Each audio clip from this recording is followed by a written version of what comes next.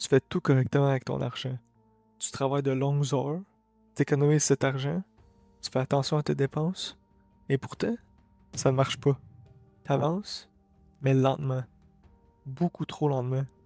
Et le pire, c'est que tu fais vraiment les bonnes choses. Alors pourquoi ça marche pas? Le problème est invisible. Parce que la plupart des gens pensent que faire les bonnes actions vont donner les bons résultats.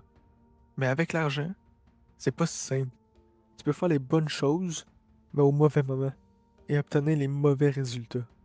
Et c'est là que tout se joue. Maintenant, je vais te faire une petite analogie simple. Imagine que tu vas au gym. T'arrives et tu fais les bons exercices, tu utilises les bonnes machines, tu fais les bons mouvements, mais tu fais tout en désordre, sans aucune logique.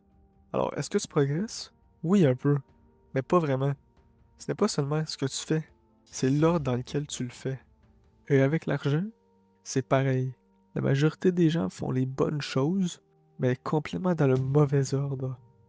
Pour que tu puisses comprendre comme il faut, je vais te faire un exemple. Imagine deux personnes. Ils ont le même salaire, les mêmes objectifs, la même motivation, mais la personne A, elle paie ses dépenses. Elle dépense un peu, elle épargne, et s'il reste, elle investit. Et souvent, il ne reste pas grand-chose. Maintenant, la personne B, elle investit en premier, elle épargne, puis après, elle vit avec le reste.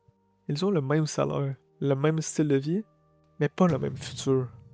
Pour bien démontrer l'impact réel, disons qu'il investit 200 $ par mois pendant 10 ans à 7%. La personne B, elle, aura environ 34 000 $. La personne A, elle commence plus tard et manque des années.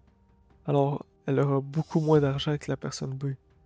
Ce n'est pas le montant, c'est le moment. Et ça, la majorité des gens ne le comprend pas. Et pendant un certain temps, j'étais la personne A. J'investissais seulement s'il restait de l'argent. Et honnêtement, il en restait rarement assez. Et je pensais que le problème, c'était l'argent qui rentrait dans mon compte. Mais ce n'était pas ça. C'était mon système.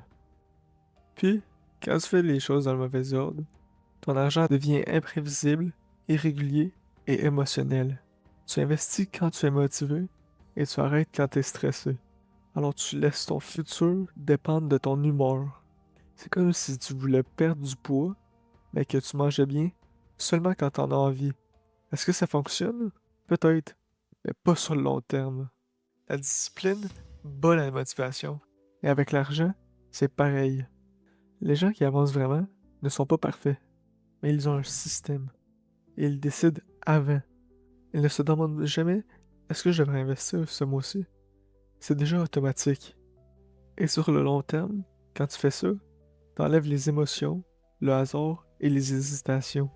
Puis tu ajoutes de la constance, la progression et de la croissance. La richesse se construit dans la répétition, pas dans les décisions parfaites. Donc si tu fais tout correctement, mais que ça marche toujours pas, ce n'est pas forcément toi. C'est peut-être juste l'ordre dans lequel tu fais les choses. Et comprendre ça peut tout changer. Parce que maintenant, tu peux juste ajuster. Et si tu veux éviter les erreurs qui détruisent tout et comprendre pourquoi ton argent diminue, regarde ces vidéos-là. Et si tu veux vraiment comprendre l'argent correctement, abonne-toi.